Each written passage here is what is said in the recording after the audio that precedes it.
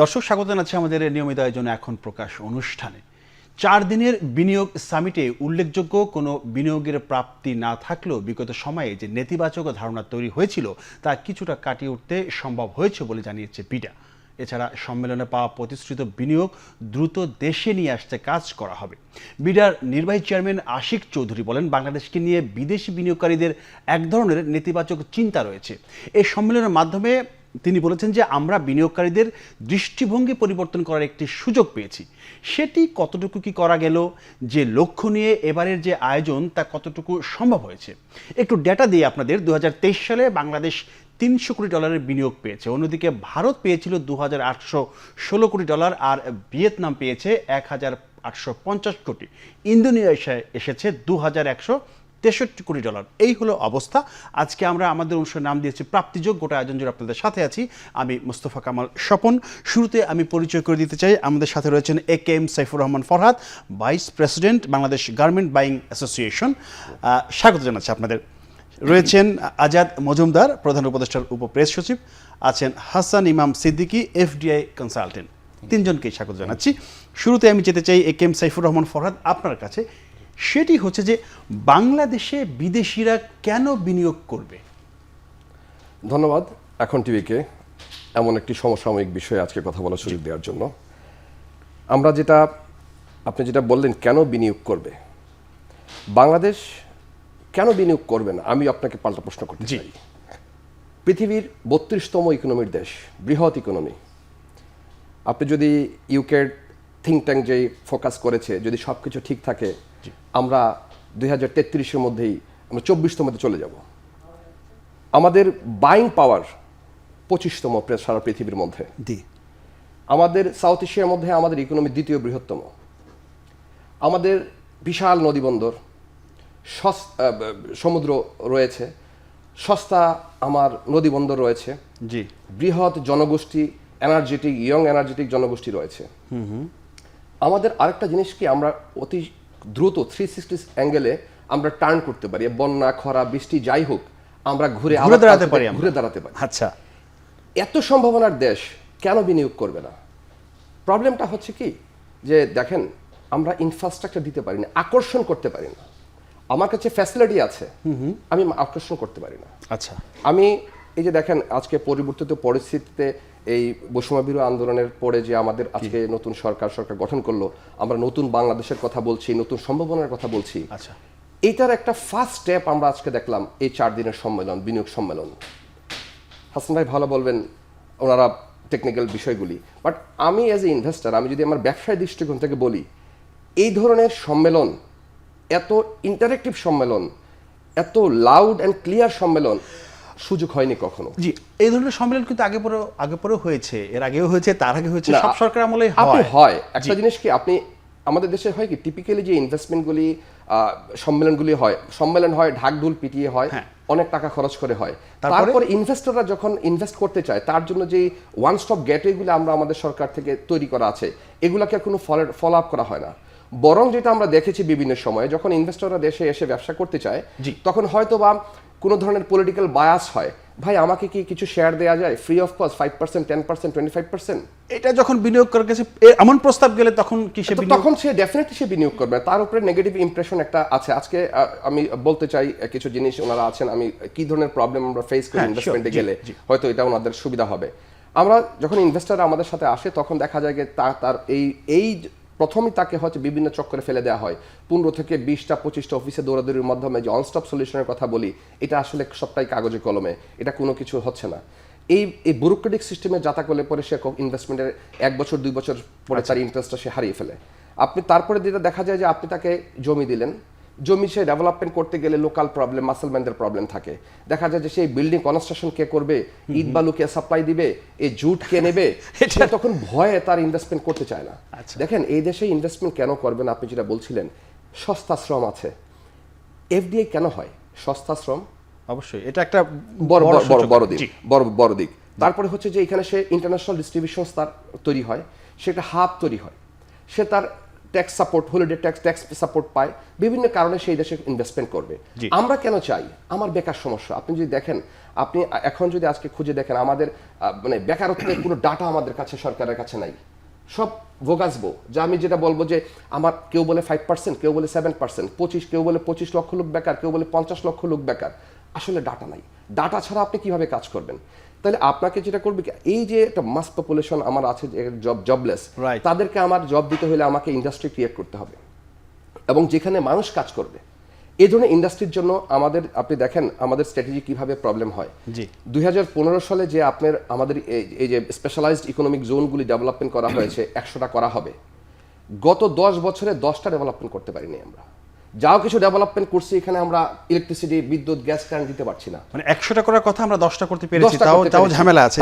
জি, আসবো আপনার কাছে। আমি একটু যেতে চাই আজাদ মজুমদার আপনার কাছে। সেটি হচ্ছে যে, যেমনটি বলছিলেন সাইফুর রহমান ফরহাদ, যে আমরা নদী বন্দর রয়েছে, সমুদ্র বন্দর রয়েছে, ইয়াং এনার্জেটিক পিপুল রয়েছে, আমাদের অনেক রিসোর্স রয়েছে। তারপর আমি কিন্তু শুরুতেই বললাম যে ইন্দোনেশিয়া, ভারত এবং ভিয়েতনাম, তাদের তুলনায় আমাদের এখানে যে বিনিয়োগ অনেক কম। কোথায় 1,500 কোটি টাকা ডলার, আর সেখানে 300 কোটি ডলার।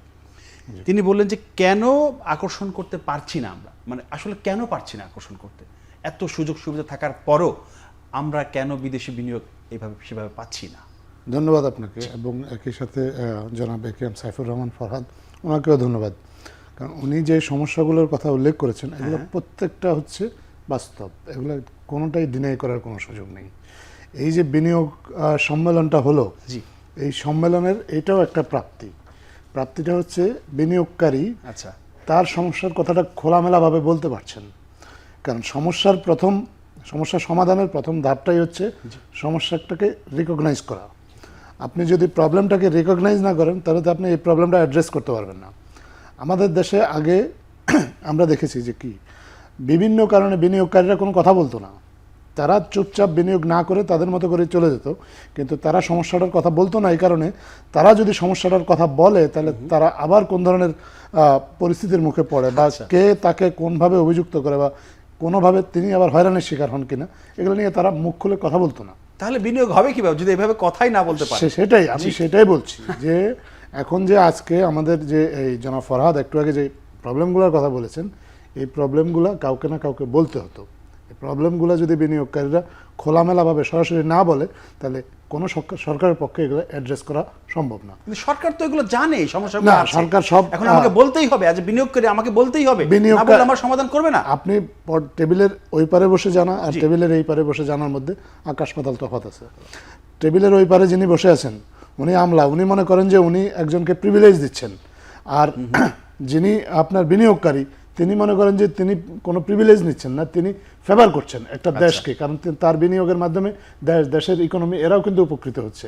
তিনি কোনো আলাদাভাবে তিনি ওই কোনো একজন সরকারি কর্মকর্তার কাছ থেকে বিশেষ কোনো সুবিধা নিচ্ছেন না, বরঞ্চ তিনি রাষ্ট্রকে সুবিধা দিচ্ছেন। এই যে চিন্তার পার্থক্য, ভাবনার পার্থক্য, এই পার্থক্যটা কিন্তু অনেক বড় হয়ে দেখা দেয় যখন বিনিয়োগের ডিসিশনের বিষয় আসে এবং বিনিয়োগের সুফল ঘরে নেওয়ার ক্ষেত্রে।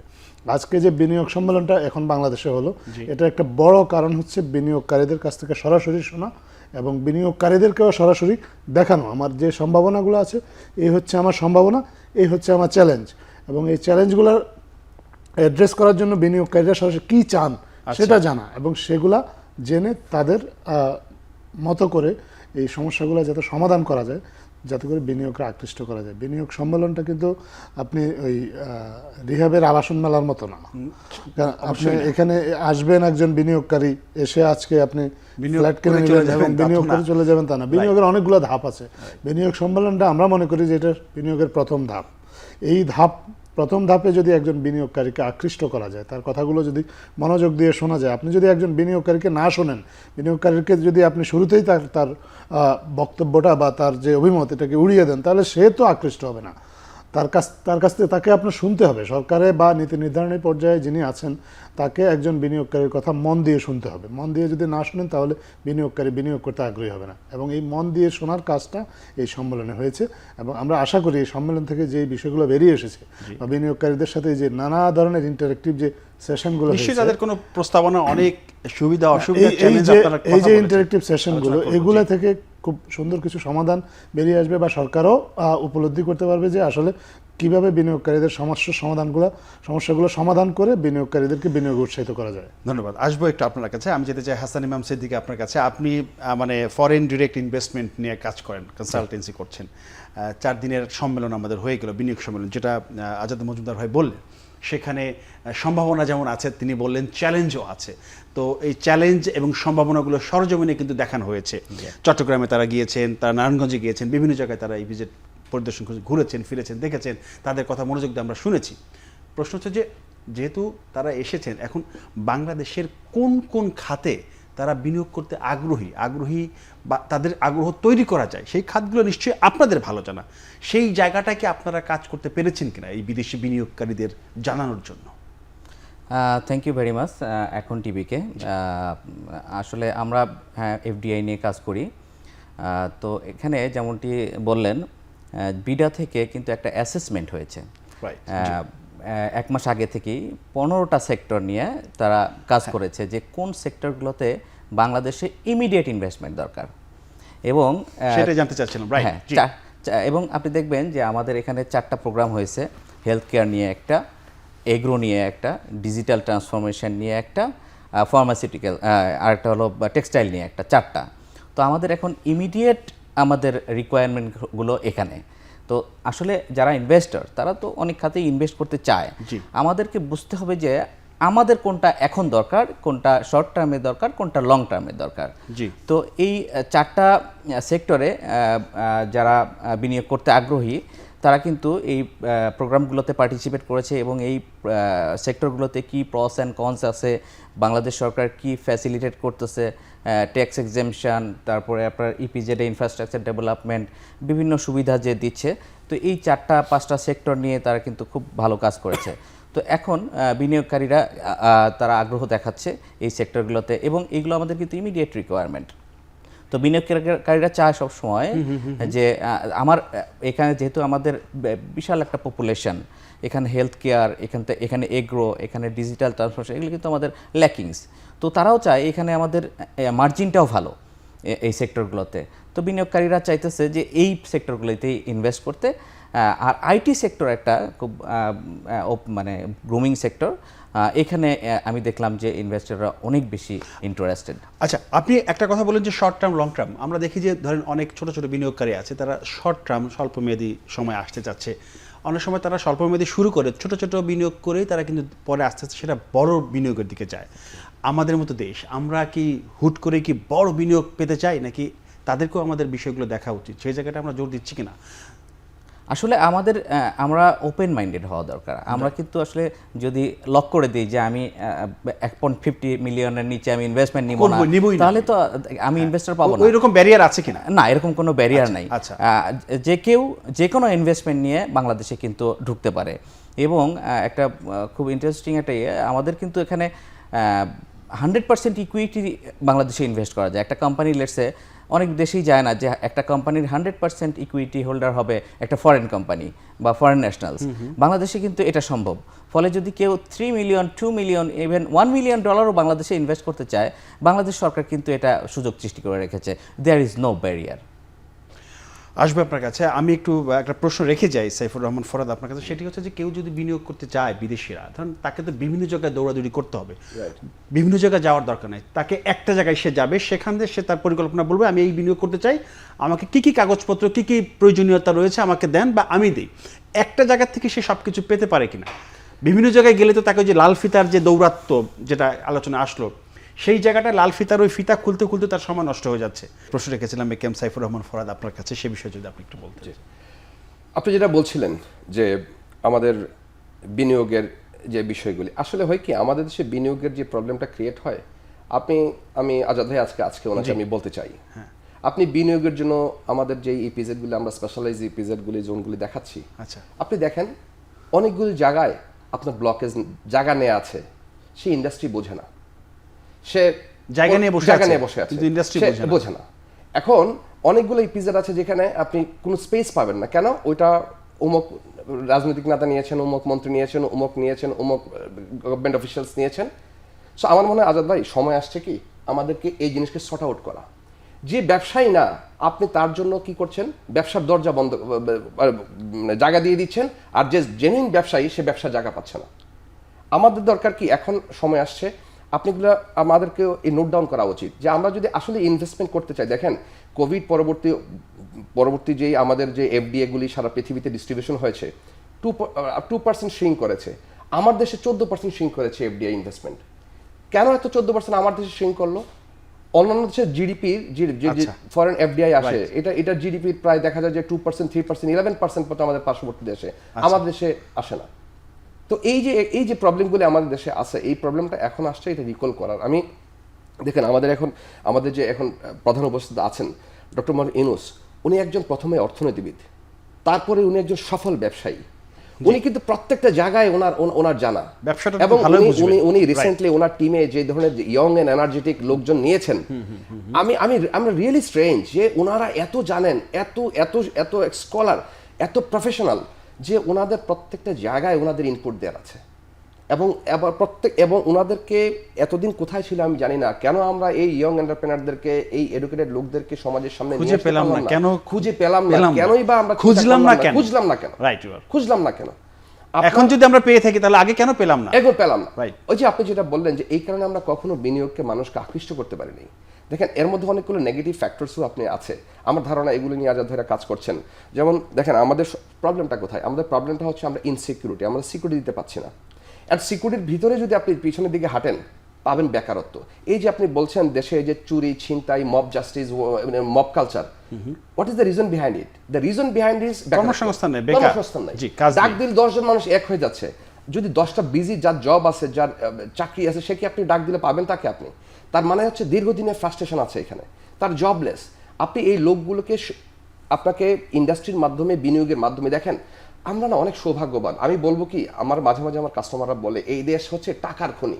এখন কেন বলেন যে আমরা নিউজে পড়ি এত বিলিয়ন ডলার পাচার হচ্ছে, এত মিলিয়ন ডলার পাচার হচ্ছে, তোমরা তো ফকির হচ্ছ না। সো আই মিন আমরা কি টাকা ছাপাচ্ছি? না, আমরা টাকা জেনারেট করছি, ব্যবসা থেকে জেনারেট করছি। এই যে আপনি বলেন 58 বিলিয়ন ডলার আমরা এক্সপোর্ট করছি, আপনি বিজনেসের গ্রোথ দেখেন, গত 5 বছরের গ্রোথ দেখেন, 10%, 11% অন অ্যান্ড অ্যাভারেজ আমার বিজনেসের গ্রোথ আমরা এক্সপোর্টাররা করছি। আমার তো এফডিআই নাই। আমি এইটা ছাড়াই যদি আমি 58 করি, আপনি যদি এফডিআই নিয়ে আসেন থাকে তাহলে তো আমি অনেক ছাড়িয়ে যাব। তার সাথে যদি আপনি আমরা যে আমাদের 100 যে স্পেশালাইজ ইপিজেড করেছি, আমরা ধারণা করতেছি এখান থেকে আমাদের 33 বিলিয়ন ডলার আমাদের সুযোগ আছে আমাদের এক্সপোর্ট করার। আপনি এটাও যোগ করেন। আরেকটা কথা হচ্ছে যে আপনি এখন যে চায়নার উপরে যে 125% ডিউটি ইম্পোজ করেছে, আপনি চায়না 135 মিলিয়ন ডলার এক্সপোর্ট করে ওভার দ্য গ্লোব। আপনি এই 125-এর যদি আপনি 20% নিয়ে আসতে পারেন, আপনার আরো 30 বিলিয়ন ডলার আপনার ইকোনমিতে অ্যাড হওয়ার সুযোগ আছে। তাহলে এত বিশাল অপরচুনিটি, আমি তো দেখছি যে অপরচুনিটি হিউজ। এবং এইটাকে আপনার দরকার হচ্ছে যে আজাদ ভাই যেটা বললেন যে আমরা তো বিনিয়োগের পরিবেশ তৈরি করার চেষ্টা করছি। আমি এটা এরকম না যে আসলাম, আমি একটা জায়গায় গেলেই যদি আপনাকে বলে যে এই জায়গাটা তোমাকে দিয়ে দিলাম, তুমি ফ্যাক্টরি করো, আমার এখানে জাস্টিফিকেশনের একটা ইনভেস্টর দেখে যে ওইখানে আমার সাকসেসফুল রেট কি হবে, আমার ইনফ্রাস্ট্রাকচার করতে কি খরচ হবে, মানুষের মেন্টালিটি কেমন, আমার এখানে ওয়ার্কার পাওয়া যাবে কিনা। সো এটার জন্য এটা হচ্ছে প্রথম ধাপ। এখন যেটা আজাদ ভাই আগে বললেন আর কি একটু আগে, ডেটাবেস সিস্টেম তৈরি করা। তাহলে যে আমাদের যে একটা বলা হচ্ছিল যে বিনিয়োগকারীদের জন্য, ব্যবসায়ীদের জন্য তথ্য পাওয়ার জন্য যে একটা ডেটা ব্যাংক, একটা আমব্রেলা তৈরি করার কথা ছিল। আচ্ছা না, এই প্রশ্ন আপনার জন্য না, আমি এই প্রশ্নটা আমি আজাদ ভাইকে জিজ্ঞেস করি। আজাদ ভাই একটু বলবেন যে আমব্রেলার যে সিস্টেমটা আমরা শুনে আসছি যে একটা আমব্রেলা থাকবে, সেখান থেকে সমস্ত তথ্য আমি নিতে পারবো। আমি বিদেশি বিনিয়োগকারী, আমি ব্যবসা করতে চাই, তাহলে আমাকে এসে কী কী ইনফরমেশন, আমাকে প্রাথমিক তথ্যগুলো আমাকে নিতে হতে পারে, আমি কিভাবে ব্যবসা করব, প্রয়োজনীয় কাগজপত্র সব কিছু আমি একটা জায়গা থেকে সব পেতে চাই। সেইটা শুরু হয়েছিল, সেটা কি চলছে নাকি তালাবদ্ধ বন্ধ হয়ে গেছে, নাকি ওই যে লাল ফিতা দিয়ে একদম আটকানো আছে? দেখেন, প্রথমত আমি বলি যে একটু রাজনৈতিক আলোচনা হয়ে যায়। আচ্ছা, হ্যাঁ, আপনার এই যে আমাদের যে 6টা সংস্কার কমিশন করা হবে, সংস্কার কমিশনের থেকে একটা কমিশন জনপ্রশাসন সম্পর্কে তারা একটা প্রস্তাব দিয়েছে। প্রস্তাবটা হচ্ছে যে বিনিয়োগের জন্য বাংলাদেশের 3টা প্রতিষ্ঠান আছে কাজ করে এই মুহূর্তে। আচ্ছা, বিডা, ব্যবজা এবং বেজা, 3টাকে একীভূত করার একটা প্রস্তাব দেওয়া হয়েছে। আচ্ছা, এই তিনটাকে যদি একীভূত করা হয় তাহলে একজন বিনিয়োগকারী সহজেই জানবেন যে ওনাকে আসলে কোথায় যেতে হবে। তিনটা আলাদা আলাদা প্রতিষ্ঠান থাকলে যেটা হয় যে তিন জায়গায় দৌড়তে হবে তাকে না, নিশ্চয়ই। তিনি একটু কনফিউজ থাকেন যে কোন জায়গাটা যাবো শুরুতে। তার জন্য অ্যাপ্রোপ্রিয়েট প্রতিষ্ঠানটা কোনটা, জি। এটা একটা পয়েন্ট। তারপরে আপনার যদি এই সংস্কার প্রস্তাবটা যদি বাস্তবায়ন করা যায়, তারপরে আসে ধরেন আপনি একটা প্রতিষ্ঠানে গেলেন, জি যাওয়ার পর আপনার বিনিয়োগ সংক্রান্ত যা যা সুবিধা আছে সেগুলো আপনাকে মানে ওই প্রতিষ্ঠান থেকে এনশিওর করতে হবে। একটা বসায় আপনাকে ওইখানকার ইনফরমেশন ডেস্ক থেকে আপনাকে বলতে হবে যে আপনি বিনিয়োগ করতে গেলে আপনাকে প্রথমে এই লাইসেন্সটা নিতে হবে, এই লাইসেন্সটা নেওয়ার জন্য আপনার this much document is required. এটা দেওয়ার পরে আপনি যদি ব্যাংকিং সুবিধা নিতে চান, কারণ বিনিয়োগকারীকে অবশ্যই ব্যাংকিং সুবিধা নিতে হবে, তাহলে আপনাকে ব্যাংকের রিকোয়ারমেন্টস হচ্ছে আপনার এই কাগজগুলো আছে কিনা, বা সাথে সাথে ওখানে ওই স্পটেই ব্যাংকের প্রতিনিধি থাকতে পারেন যিনি নিজে বলে দেবেন যে আপনাকে ব্যাংকের ঋণ পেতে হলে কি করতে হবে, অথবা আপনার যদি ব্যাংকের যে কারেন্ট অ্যাকাউন্ট যদি আপনি একটা মেনটেন করতে চান তাহলে আপনাকে কি করতে হবে। এই যে এগুলো মিলেই তো আমরা ওয়ান স্টপ সার্ভিসের কথা বলছি। Right, one stop service. জি, এটাই এই ওয়ান স্টপ সার্ভিসটা ধরেন আপনার বাংলাদেশ বিনিয়োগ বোর্ডে ইমপ্লিমেন্ট করার চেষ্টা করা হচ্ছে, যাতে একটা ডোরে ঢুকে বা একটা অফিসে ঢুকে একজন বিনিয়োগকারী তার রিকোয়ারমেন্টগুলো জানতে পারেন এবং সেই রিকোয়ারমেন্টগুলো ফুলফিল করার জন্য তার যে মুভগুলো কী হবে সেগুলো যাতে বুঝতে পারেন। আমি বিনিয়োগকারীদের সাথে দুটো রপ্তানি প্রক্রিয়াকরণ অঞ্চল বা ইপিজেড যেটা আমি গিয়েছিলাম গত সপ্তাহে এই সম্মেলন উপলক্ষে। আচ্ছা। চট্টগ্রাম গিয়েছিলাম, আপনার আবার নারায়ণগঞ্জেও গিয়েছিলাম। আচ্ছা। নারায়ণগঞ্জে খুব চমৎকার, আমাদের ঢাকার খুব কাছে চমৎকার একটা স্পেশাল ইকোনমিক জোন তৈরি হয়েছে। আমরা কিন্তু অনেকেই জানতাম না যে এটা তৈরি হয়েছে, বা গতকাল ওখানে গিয়ে আমরা নিজেরাই সরেজমিনে গিয়ে জেনেছি যে আপনার ওখানে কী কী সুবিধা আছে। ওখানেও কিন্তু ওই পার্টিকুলার ইকোনমিক জোনের জন্যই কিন্তু একটা ওয়ান স্টপ সার্ভিস অলরেডি করা হয়েছে। আপনার এই ইকোনমিক জোনটা জাপান তৈরি করেছে, বাংলাদেশ জাপানের কারিগরি সহায়তায় তৈরি করা হয়েছে। এবং আপনি জানেন যে জাপানিদের কাজের মান আমরা সবাই মোটামুটি অ্যাওয়ার আছে, সেটা তারা সর্বোচ্চ মান নিশ্চিত করে, এবং সেখানে পরিবেশ সম্মত একটা ব্যবস্থা রাখা হয়েছে যাতে কোনোভাবেই স্থানীয় পরিবেশ ক্ষতিগ্রস্ত না হয়। ভূমির সংক্রান্ত যেসব জটিলতা এগুলো সমাধান করা হয়েছে। এই ভূমি জটিলতা প্রকট আমরা দেখি, মানে পত্রপত্রিকায় আসে যে ভূমি নিয়ে অনেক জায়গাতেই অনেক সমস্যা, অনেক জায়গাতে হতাশা অনেকে ফিরে যায়। এখন এই যে জাপানিজ আপনার যে ইকোনমিক জোনটা, সেখানে 2024 সালে আপনার এই জোনটা কার্যক্রম শুরু করেছে। ইতিমধ্যে মাত্র একটা ফ্যাক্টরি অপারেশন এসেছে, ইতিমধ্যে আপনার 200 মিলিয়ন ডলারের মতো বিনিয়োগ এসেছে। 8 থেকে 9টা এগ্রিমেন্ট অলরেডি সাইন হয়েছে, এর মধ্যে একটা কিন্তু গতকালই হয়েছে। গতকাল এই বিনিয়োগকারীদের উপস্থিতিতেই একটা সুইডিশ কোম্পানি সেখানে ফ্যাক্টরি স্থাপনের জন্য করেছে, আপনার চুক্তি সই করেছে। 20টার মতো এরকম নেগোসিয়েশন আন্ডার প্রসেস। এবং ওইখানে যদি ইকোনমিক জোনে যদি ফ্যাক্টরি স্থাপন করা যায়, আমরা আমাদের এই বিভিন্ন যে ইকোনমিক জোনগুলো আছে এগুলো মূলত টেক্সটাইল সেন্ট্রিক। ম্যাক্সিমাম বিনিয়োগ আমরা চাই টেক্সটাইলে, কারণ আমাদের যে লেবার, আমাদের যেটা মূল সম্পদ সেটা টেক্সটাইলের জন্য উপযোগী। কিন্তু এই জাপানিজ ইকোনমিক সেন্টার যে জোনটা, এখানে ফোকাস করা হয়েছে লাইট ইঞ্জিনিয়ারিং, তারপরে ইলেকট্রনিক্স, কম্পিউটার, এইসবগুলোতে। অলরেডি প্রথম যে ফ্যাক্টরিটা সেখানে কাজ করছে আপনার, সেই ফ্যাক্টরিটা হচ্ছে আপনার সিঙ্গারের ফ্যাক্টরি। সেখানে প্রতি মাসে অলরেডি 50,000 ইউনিট আপনার রেফ্রিজারেটর তৈরি হচ্ছে, 10,000 ইউনিট টেলিভিশন তৈরি হচ্ছে। দ্যাট মিনস হচ্ছে যে আপনার ওই অঞ্চলে আপনার যদি বিনিয়োগ করেন তাহলে টেক্সটাইল ছাড়াও আপনার অন্যান্য ক্ষেত্রেও কিন্তু বিনিয়োগের সুযোগ সুবিধা থাকতেছে। তো এই সম্ভাবনাগুলোর কথা বিনিয়োগকারীদেরকে সরেজমিনে দেখানো হয়েছে, ওনারা দেখেছেন, এবং সেখানে ওনারা খুঁটিয়ে খুঁটিয়ে আপনার এই সিঙ্গারের যে ভদ্রলোক ছিলেন উনি একজন এমডি, উনি একজন বিদেশি নাগরিক, উনিও কিন্তু তাদেরকে এক্সপ্লেইন করেছেন যে ওনারা কীভাবে এখানে বিনিয়োগ করেছেন, কেন করেছেন, এবং বিনিয়োগ করতে গিয়ে ওনারা কী কী সমস্যায় পড়েছেন বা কী কী সম্ভাবনা ওনারা দেখছেন, এগুলো কিন্তু একজন বিদেশি বিনিয়োগকারী তাদেরকে বলেছেন। আসবে আপনার কাছে আমি যেতে চাই হাসান ইমাম সিদ্দিকী, আপনার কাছে যেমনটি বলছিলেন আজাদ মজুমদার, যে সম্ভাবনা, আবারও সেই সম্ভাবনা, আবারও সেই চ্যালেঞ্জ, সেসব কথা তিনি বললেন। এবং সেই ক্ষেত্রে মানে বিডা, পেজা বা বেবজা যদি একসাথে হয়, মানে একটা সমন্বিত থাকে, তাহলে কি সুবিধা হবে মানে ব্যবসা বাণিজ্য করতে, বিদেশে বিনিয়োগকারীদের আকৃষ্ট করতে? মানে এতদিন তো আলাদাই ছিল, এখন যে পরিকল্পনা নেওয়া হচ্ছে, আমাদের যে নতুন নতুন আইডিয়া, নতুন নতুন চিন্তা চেতনা, সেই ক্ষেত্রে ব্যবসার যে সুবিধা অসুবিধা আমি একটুকে বলেছিলাম যে নানা রকম লাল ফিতা দৌড়াতে থাকে, মানে স্পিড মানি বলে একটা কথা আছে, সেটা না দিলে ফিতা খোলে না, কাজ হয় না, টেবিলে দৌড়াতে হয়। এই জায়গাগুলোতে তো আমাদের কাজ করতে হবে। সেই জায়গাটায় এই যে 3টা সংস্থা যদি একসাথে হয় তাহলে কি সুবিধা হবে? আসলে দেখেন 3টা বা 10টা সব সংস্থাই যদি একসাথে হয়, এটা যতদিন না কালচারাল ডেভেলপমেন্ট হবে, আচ্ছা, কালচারাল ততদিন ডেভেলপমেন্ট, পর্যন্ত আসলে এটা কিছুই হবে না। লেটস সে আশিক চৌধুরী উনি লিড করছে এখন, বাট উনি তো ডেস্কে কাজ করতেছেন না। ডেস্কে কাজ করতেছেন কারা? যারা ডেস্ক জব করেন। তো আসলে কাজগুলো অ্যাপ্রুভাল প্রসেসে যায় কিন্তু ডেস্ক জবের মাধ্যমে। যতদিন পর্যন্ত এই কালচারাল ডেভেলপমেন্ট না হচ্ছে যে আমার দেশে ইনভেস্টমেন্ট দরকার, আমি তাকে হেল্প করতে চাই, ততদিন পর্যন্ত আসলে এটা তেমন লাভ হবে না। মানে তবে দেশপ্রেম, এক্স্যাক্টলি, প্যাট্রিয়টিজম যেটা। তবে কালচারাল ডেভেলপমেন্ট আমার মনে হয় যে আসলে একটা লিডার থাকা দরকার, এবং এটা শুরু হয়েছে। আমি তো আমার যেহেতু অনেক আমরা তো আশিক চৌধুরীকে সেই হিসেবে দেখছি, তিনি লিডার হিসেবে এসেছেন। এক্স্যাক্টলি, আমি আগেও বিডাতে কাজ করেছি, আমার বিভিন্ন ক্লায়েন্টসের বিভিন্ন কাজ করেছি, এখনো কাজ করতেছি। লাস্ট কাপল অফ উইকস আমি যা দেখেছি তাতে আমি অবাক যে বেসিক ডিফারেন্সটা কি দেখেছেন? বেসিক ডিফারেন্স আমি নর্মালি আমরা কি জানি যে সরকারি চাকরিজীবীরা সকালে 9টায় অফিসে যায়, বিকেলে 5টায়, 4:30 থেকে প্রিপারেশন নেওয়া শুরু হয় যে কখন চলে যাবে। বাট আমি গত লাস্ট কাপল অফ উইকস আমি বিডাতে যেটা দেখেছি, আমি অবাক হয়েছি যে তারা রাত 9টা-10টা পর্যন্ত কাজ করতেছে এবং তাদের উইকেন্ডেও কাজ করতেছে।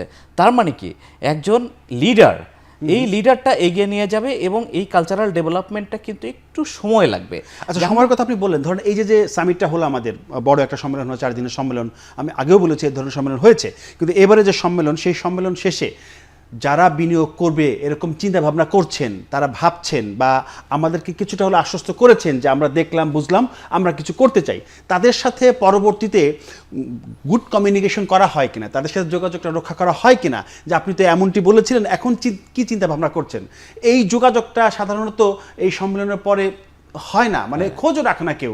তাহলে এইবার কি সেরকম নতুন কিছু আমরা দেখতে পাবো যে খোঁজটা রাখা উচিত কিনা বিনিয়োগ পাওয়ার ক্ষেত্রে? এক্স্যাক্টলি, এইবার কিন্তু আশিক চৌধুরী কিন্তু বলেইছেন, একটা সংবাদ সম্মেলনই বলেছেন যে উনি একটা ডেডিকেটেড টিম তৈরি করবে এবং এই কমিউনিকেশনটা চালু রাখা, এই টিমটা 18 থেকে 24 মাস পর্যন্ত এই যে যারা আসছেন বাংলাদেশে, বিভিন্ন ফরেন ইনভেস্টর আসছেন, তাদের একটা লিস্ট তৈরি করবে। লিস্ট তৈরি করে তাদের রেগুলার একটা ফলো আপ করবে যে আপনি এসেছিলেন, এরকম। এটা দারুণ উদ্যোগ, দারুণ উদ্যোগ। আমি শুনে ইমপ্রেস হয়েছি যে এইবার আমার মনে হয় কিছু একটা ডেভেলপমেন্ট হবে।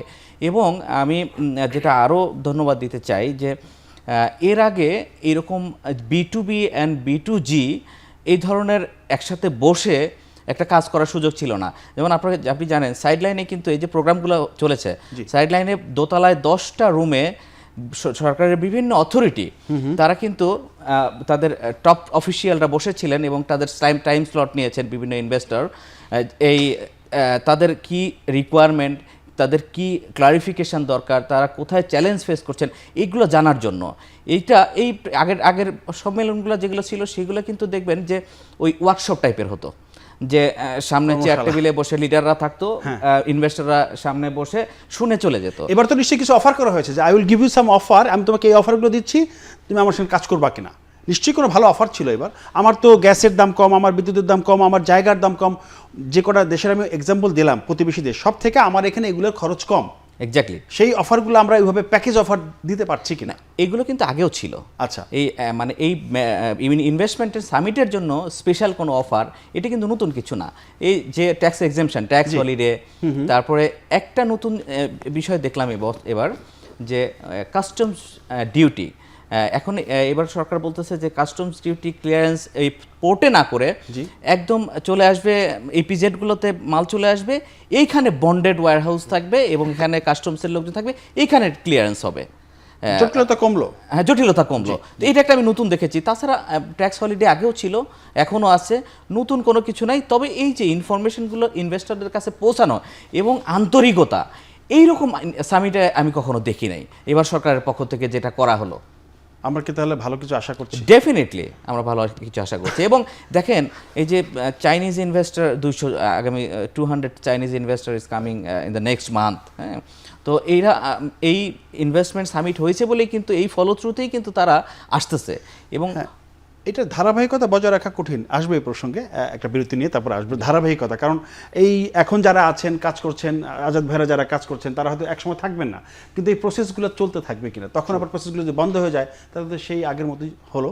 একেএম সাইফুর রহমান ফরহাদ আপনার কাছে, সেটি হচ্ছে যে বিদেশিরা বা বিনিয়োগকারীরা যখন এদেশে বিনিয়োগ করবে তারা তো একটা আশ্বস্ত হতে হবে, তাদেরকে আশ্বস্ত করতে হবে যে এই সুবিধাগুলো আমরা এনশিওর করব। এখন ধরেন সেই সমস্ত সুবিধা এনশিওর করলাম, তারা বিনিয়োগ করলো, কিন্তু কোনো একটা কারণে আমার প্রতিবেশী দেশের সাথে ভারত, পাকিস্তান, নেপাল, ভুটান বা ইন্দোনেশিয়া, ভিয়েতনাম, তাদের সাথে আমার কোনো কারণে সম্পর্ক অবনতি হলো, বাণিজ্য বন্ধ করে দিল, তাহলে তখন আমি সেই বিনিয়োগকারীকে কীভাবে আশ্বস্ত করব?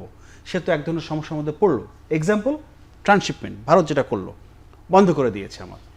তো এই পরিস্থিতিতে এমন পরিস্থিতি হতেই পারে, সেই ক্ষেত্রে ওই বিদেশি বিনিয়োগকারীকে নিশ্চয়ই আমার আশ্বস্ত করার কোনো একটা জায়গা থাকবে, কারণ সে তো তার বাণিজ্য ব্যাঘাত ঘটবে, সেই জায়গাটায় কী করণীয়? মানে এই ধরনের প্রসেস তো হতেই পারে। আসলে দেখেন, এটা খুব জটিল প্রশ্ন।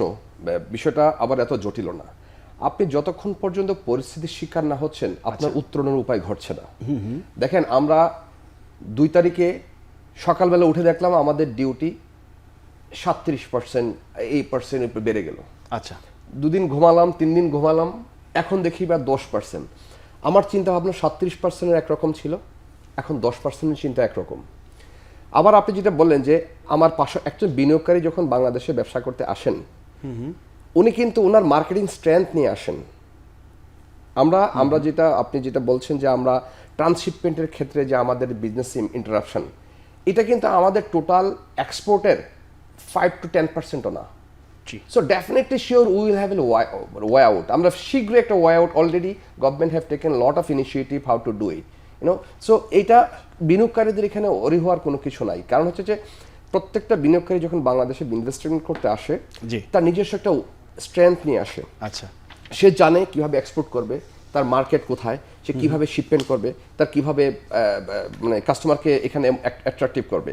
আমি যেটা এখানে বাজার থেকে বলতে চাই, দেখেন এখানে আমাদের যে জিনিসগুলি আছে, আমরা বিনিয়োগ নিয়ে অনেক কথা বলছি, এখানে একটা জিনিস ওনার কাছে আমি বলতে চাই যে দেখেন আমাদের এর প্রথমে মনে হয় আরও একটা কিছু জিনিস কাজ করা দরকার, যেটা হচ্ছে যে আমাদের পোর্ট ফ্যাসিলিটিস।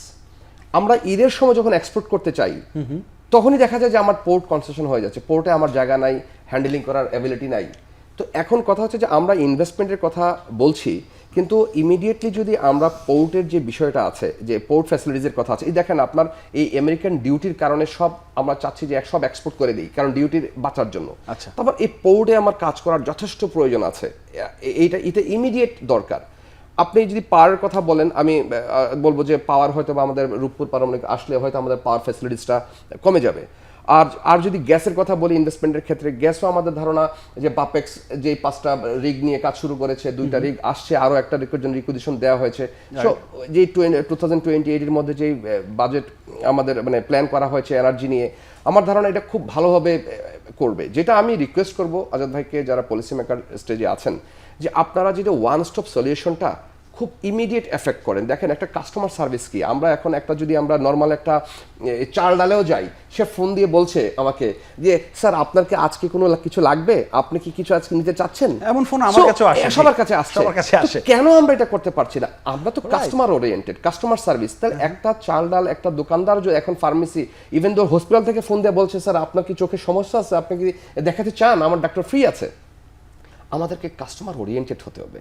আপনি যদি কাস্টমারকে দিতে না চান, আর যেটা হাসান ভাই বলছিলেন, দেখেন আমাদের জন্য ইনভেস্টমেন্টের সবচেয়ে যে উনি বললেন লং টার্ম শর্ট টার্ম, আমি এখানে বলতে চাই কি যে আমাদের যে ইনভেস্টমেন্টগুলি এখনও যেটা আছে, 85% ইকোনমি কিন্তু এক্সপোর্ট ওরিয়েন্টেড হচ্ছে অ্যাপারেল ইন্ডাস্ট্রি, টেক্সটাইল ইন্ডাস্ট্রি। বাকি যে ইন্ডাস্ট্রিগুলি আছে এটা শেয়ার কিন্তু মাত্র 2% 3%। আপনি যদি দেখে থাকেন 2% একটা ইন্ডাস্ট্রিকে আপনি ইমিডিয়েট ইম্প্যাক্ট করে আপনি 15% 20% নিয়ে আসতে পারবেন না, সেটা হয় না। তো এই কারণে আমি বলবো দেখেন আমাদের এখানে প্লাগ এন্ড প্লে কি আছে, কুইক, যেটা আজাদ ভাই বললেন যে আমাদের ইমিডিয়েট আমাদেরকে প্রচুর পপুলেশনকে আমাকে এমপ্লয়মেন্ট তৈরি করতে হবে, এটা একমাত্র টেক্সটাইল এবং ইন্ডাস্ট্রিতে সম্ভব।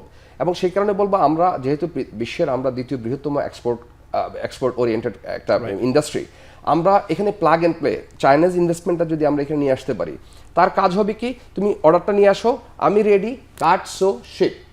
এইটা আমাদের দেশে ইমিডিয়েট বুস্ট আপ করবে। দেখেন এত টাকা পাচার হয়েছে, আমাদের এই ইনভেস্টমেন্টগুলো আমরা আমাদের মেইন ইকোনমিতে আনতে হয়তো সময় লাগবে, ওনারা চেষ্টা করছেন, পলিসি মেক করছেন, অনেক চেষ্টা কীভাবে আনা যায়, it will take time. But by the time what we have the short term term হচ্ছে যে আমরা কিভাবে এই ইমিডিয়েট এফেক্ট যে প্ল্যাটফর্মটা আমার রেডি আছে, এই প্ল্যাটফর্মটা আমি কত দ্রুত আমি এটাকে তৈরি করতে পারি। আরেকটা জিনিস আমি যাদেরকে বলবো যে দেখেন আপনারা পলিসি মেকার আছেন, আপনারা এফডি নিয়ে উনি কাজ করেন, তো সেটা যে 2015-তে যে আমাদের যে এই যে ইপিজেডগুলি নিয়ে কাজ শুরু হয়েছে, ওরা টার্গেট নিয়েছিল এই ইপিজেডগুলিকে, স্পেশালাইজ জোনগুলিকে 2030-এর মধ্যে নিয়ে আসবেন। 30-এর মধ্যে আনতে পারেননি, নতুন করে প্ল্যান হচ্ছে যে এটা 2041-এর মধ্যে নিয়ে আসবেন। ভাই আমার কথা হচ্ছে যে এই যে পদ্মা সেতু হচ্ছে বা এই যে বড় বড় ব্রিজ কনস্ট্রাকশন হচ্ছে, এত বড় বড় রোড হচ্ছে, 3-4-5 বছরের মধ্যে হচ্ছে, তাহলে আমরা কেন এই একটা ইপিজেড কে, স্পেশালাইজ ইপিজেড কে আমরা কেন করতে পারছি না? আমি 20 বছর ধরে কাজ করব এই ইপিজেড গুলো ডেভেলপমেন্ট গুলোকে করার জন্য, তাহলে আমরা তো সেই পিছিয়ে রইলাম। তো আমার কাছে মনে হয় যে এখন গভর্নমেন্ট যেহেতু একটা রিফর্ম করার সুযোগ আসছে আমাদেরকে, কত দ্রুত এই ইপিজেড প্রসেসের জোনগুলোকে আমরা কুইক টার্নে নিয়ে আসতে পারি, যাতে এবং আপনি যে প্ল্যাগের কথা বললেন এই বিষয় দেখি একটু আজাদ ভাই কি বলতে চাই সেইটা আপনি একটু বলবেন। একটা প্রশ্ন আপনি রাখি, সেটা হচ্ছে যে আপনারা তো রাজনৈতিক সরকার না, আপনারা একটা কাজ শুরু করেছেন, একসময় আপনারা চলে যাবেন, কিন্তু এই যে উদ্যোগগুলো, এই যে সম্ভাবনাগুলো, চ্যালেঞ্জগুলো আপনারা করছেন, সেই জায়গাটায় যখন আপনারা থাকবেন না, এটা আবার তো উলটপালট হয়ে যেতে পারে, আবার আমরা হোঁচট খেতে পারি, সেই নিশ্চয়তা খেয়ে দিবে আমাদেরকে ধন্যবাদ নতুন যারা আসবে। প্রথমত ফরহাদ ভাই ওনার উদ্বেগ নিরসনের জন্য একটা সেটা একটু শেষ করতে পারেন, তথ্য শেয়ার করতে চাই। উনি পোর্ট সক্ষমতা বাড়ানোর কথা বলেছেন, এই কাজটা কিন্তু ইতিমধ্যে শুরু হয়েছে। আপনি জানেন যে আপনার মাননীয় প্রধান উপদেষ্টা যখন দাভোস গিয়েছিলেন, সেখানে ওনার সাথে মিটিং হয়েছে DP World, Abu Dhabi port, AP Moller এবং রেড সি, সৌদি আরবের, এরা সবাই ওয়ার্ল্ডের মেজর পোর্ট হ্যান্ডলার। এবং এই যে বিনিয়োগ সম্মেলন, এখানেও কিন্তু আপনার ডিপি ওয়ার্ল্ডের চেয়ারম্যান স্বয়ং এসেছেন, এবং ডিপি ওয়ার্ল্ড আপনি জানেন যে বিশ্বের অনেকগুলো বড় বড় বন্দরের আসলে হ্যান্ডেল করে, কন্টেনার হ্যান্ডেলের কাজটা তারা করে, তারা বাংলাদেশে বিনিয়োগ করতে আগ্রহ দেখিয়েছেন। এবং চট্টগ্রাম বন্দরকে ঘিরে যে বিপুল সম্ভাবনার কথা আছে, এটা মাননীয় প্রধান উপদেষ্টা অনেক আগে থেকেই বলছেন এবং বিনিয়োগকারীদেরকেও এটা বলছেন। চট্টগ্রাম বন্দরকে, বন্দরের সক্ষমতা বাড়ানো, বন্দরের মোবিলিটিটা বাড়ানো, এগুলোর কাজ কিন্তু অলরেডি শুরু হয়েছে। আমরা সামনে চট্টগ্রাম বন্দরকে ঘিরে আরও ব্যাপক বিনিয়োগ দেখতে পাবো বলে আমরা এটা আশা করি। সো এটা হলো ওনার একটা পয়েন্ট। আর দ্বিতীয়, আজ আপনি যে পয়েন্টটাতে এসেছেন সেটা খুব ইম্পর্টেন্ট পয়েন্ট, এই কারণে যে আপনি দেখেন বর্তমান অন্তর্বর্তীকালীন সরকার এটা কোনো রাজনৈতিক সরকার না, আপনি যথার্থই বলেছেন। এবং এই সরকারের ওই যে তথাকথিত ভিশন 2041 এরকম কোনো ভিশনও নাই। আমরা জানি যে আমরা খুব শিগগিরই হয়তো একটা নির্বাচিত সরকারের হাতে রাষ্ট্রের দায়িত্ব দিয়ে তখন কি হবে, তখন যাতে এই যে আমরা অন্তর্বর্তীকালীন সরকার এই যে ওপেনিংটা করে দিয়ে গেল, এই ওপেনিং এবং ওপেনিংয়ের সময় যে পলিসিগুলো নিচ্ছে, এই পলিসিগুলো যাতে কন্টিনিউশন থাকে বা কন্টিনিউশন আদৌ থাকবে কিনা সেটা বিনিয়োগকারীরা সে বিষয়ে যদি তাদের কোনো আগ্রহ থাকে, তারা যাতে জানতে পারে। তিনটা রাজনৈতিক দল, বাংলাদেশ জাতীয়তাবাদী দল, জামাতে ইসলামী বা এনসিপি, যেখানে আজকে দেখলাম ডেকেছেন, আপনারা গিয়েছিলেন, যেখানে বৈষম্য বিরোধী ছাত্র আন্দোলনের সাথে জড়িত ছাত্ররা আছেন, তো তারা যদি দেশের দায়িত্ব পান, তারা পলিসিটা কন্টিনিউশন করবেন কিনা বা তাদের নিজস্ব পলিসিটা অ্যাকচুয়ালি কী, কারণ প্রত্যেকটা রাজনৈতিক দলের নিজস্ব দৃষ্টিভঙ্গি থাকতেই পারে। এই বিনিয়োগকারীরা যাতে তাদের দৃষ্টিভঙ্গিটাও জানতে পারেন, সেই জন্য তাদেরকে এই বিনিয়োগ সম্মেলনে আমন্ত্রণ জানানো হয়েছে। এটা কিন্তু এই সম্মেলনের একটা ইউনিক ফিচার আপনি যদি দেখেন, কারণ ওই যে একটু আগে ভাই বললেন যে বিনিয়োগ সম্মেলন আসলে একটা ওয়ার্কশপের মতো হয়ে যেত, ওয়ার্কশপ পরে তারা কিছু কথাবার্তা বলে ভালো ভালো মন্দ চলে যেত। এইবার সম্মেলন ডিফারেন্ট বলা হচ্ছে, এই পলিসি কন্টিনিউশনটা যাতে হয়, যাতে এই অন্তর্বর্তীকালীন সরকার না থাকলেও সরকারের উদ্যোগগুলো যেন থাকে, সেটার জন্যই আসলে পরবর্তীতে রাজনৈতিক যে দলগুলো ক্ষমতায় আসার সম্ভাবনা রয়েছে তাদেরকে এই বিনিয়োগ সম্মেলনে সম্পৃক্ত করা হয়েছে। ধন্যবাদ। আশা করি তারা গিয়েছেন এবং তারা এই বিষয়গুলো জানবেন, বুঝবেন। আমি শেষ প্রশ্ন আপনার কাছে যেতে চাই, সেটি হচ্ছে যে ইন্ডিয়া একটা ব্যাপার দেখি, পত্রপত্রিকা বা সবসময় দেখেছি, আধার কার্ড বলে তাদের একটা ব্যাপার আছে। ওই আধার কার্ডের সমস্ত ইনফরমেশন, তথ্য থাকে, বিভিন্ন জায়গায় দৌড়দৌড়ি করতে না, ওই কার্ড শো করলে ওই কার্ড থেকেই সব তথ্য সব পাওয়া যায়। আমাদের দেশে এমন কিছু করা যায় কিনা এটা একটু বলবেন। সেই সাথে মানে বিনিয়োগকারীরা যারা এখানে আসবে, যেটা বলছিলেন যে 2-4 বছরের জন্য তারা আসতে চান না, তারা একটা লং টার্ম চিন্তা করেন। সেই নিশ্চয়তা, সেই সুবিধা, সেই যে আপনার যে স্পিড মানির কথা আমরা বলি, দুর্নীতির কথা বলি, এইসবগুলো এড়িয়ে তাদেরকে আসলে আমরা সুন্দর একটা পরিবেশ দিতে পারছি না। কেন পারছি না? এটা আসলে ওই যে পলিসি হচ্ছে আমাদের দেশে, ভালো ভালো আমরা শুনছি পলিসি হচ্ছে, হ্যাঁ, বাট পলিসির ইমপ্লিমেন্টেশনটা হচ্ছে না। যারা ইমপ্লিমেন্ট করবে তারা দেখা যাচ্ছে প্রয়োগটা হচ্ছে না। প্রয়োগটা সেই হচ্ছে না। জায়গাটাই তো তাহলে তো সেই একই কথা হলো। এই একই কথা হলো, আমরা আসলে ওইটাই দেখতে চাচ্ছি যে এই যে এখন যে সরকার কাজ করতেছে, আমরা দেখতে পাচ্ছি যে একটা ইমপ্লিমেন্টেশনে একটা চেঞ্জ আসছে, যে পলিসি হচ্ছে সাইমালটেনিয়াসলি সেটার ইমপ্লিমেন্টেশনও যাচ্ছে। আচ্ছা। আর সেকেন্ড, ফার্স্ট যে কোশ্চেনটা করলেন যে আধার কার্ড, যেটা আসলে আমাদের এরকম একটা ন্যাশনাল ডেটাবেস থাকা দরকার, যে বিনিয়োগকারীদের যে ইনফরমেশনগুলো তাদের দরকার হয় এইটা যদি তারা কুইক পেয়ে যায়। আমাদের দেখেন, আমাদের সরকারি যে মানে এজেন্সিগুলো আছে তাদের ভিতরে আমরা শুনি যে কোঅর্ডিনেশন নাই। দেখেন, এটা কিন্তু সেই শুনে আসতেছে সেই ছোট থেকে যে কোঅর্ডিনেশন নাই। এখনও কিন্তু দেখেন আপনি এই কোঅর্ডিনেশন নাই একটা গভর্নমেন্ট এজেন্সির সাথে আর একটা গভর্নমেন্ট এজেন্সি কোঅর্ডিনেশন, এইটা করা আমাদের এখন খুবই দরকার। না হলে বিনিয়োগকারীরা তারা তথ্য পাচ্ছে না, তারা বিনিয়োগে আগ্রহ হারাচ্ছে। আপনি তথ্যর কথা বললেন, ধরুন একজন বিনিয়োগকারী সে বাংলাদেশে সে সুই বানাতে চায়, ছোট্ট সুই, কাঁথা সেলাই করে মানুষ, জুতা সেলাই করে সুই বানাতে চায়। তাহলে এই সুইয়ের বানাতে চায়, কারখানা দিতে চায়, তাহলে এটার স্টিল কোথা থেকে সে কীভাবে পেতে পারে, বা এইটার চাহিদা কতটুকুন আছে, এটা বেচা বিক্রি কেমন, এইসব তথ্যগুলো কি তাকে সহজে আমরা দিতে পারবো?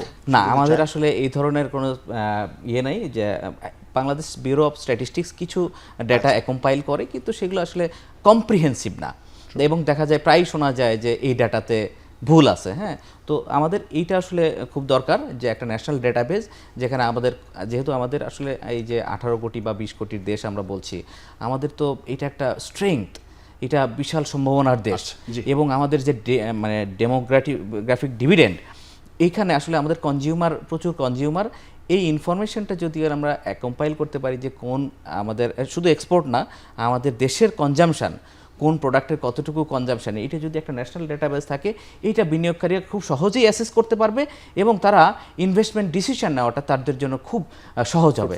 আমি জানি না সরকার এটা কিভাবে কাজ করছে, but this is very important. অসংখ্য ধন্যবাদ আপনাকে হাসান ইমাম সিদ্দিকী, ধন্যবাদ জানাচ্ছি আজাদ মজুমদার এবং AK সাইফুর রহমান ফরহাদ, তিনজনকেই ধন্যবাদ আমাদের স্টুডিওতে আসার জন্য। দর্শক, অনুষ্ঠান একদম শেষ পর্যায়ে এসে কিছু যাবার আগে বলতে চাই যে এই যে বিনিয়োগ সম্মেলন হয়ে গেল, সেটার পরবর্তী যে ফিডব্যাক পাওয়ার জন্য যে কমিউনিকেশন প্রসেসটা, সেই প্রসেসটা হয়তো চালু থাকবে। যেভাবে বলা হচ্ছে যে যোগাযোগটা রাখা হবে, কারণ ওয়ান স্টপ সার্ভিসের কথা এসেছে, একটা আমব্রেলার কথা এসেছে, সেখান থেকে সব ডেটাবেস, তথ্য, ইনফরমেশন যা আমরা পেতে পারি সেগুলো যাতে সহজে বিনিয়োগকারীরা পেতে পারে, সেই জায়গাটা কাজ করতে হবে। আর একটা বিষয় যে পলিসি মেকিং হচ্ছে, কিন্তু পলিসি মেকিংয়ের জায়গাটা যাতে মাঠ পর্যায়ে প্রয়োগ হয়, প্রয়োগ হলেই আমরা সুফলটা পাওয়া শুরু করব। আমরা সেই অপেক্ষায় থাকতে চাই। আজ এ পর্যন্তই। আগামীতে নতুন কোনো বিষয়ে আমরা কথা বলবো। সে পর্যন্ত সবাই ভালো থাকবেন, নিরাপদে থাকবেন। সবাইকে ধন্যবাদ। শুভরাত্রি।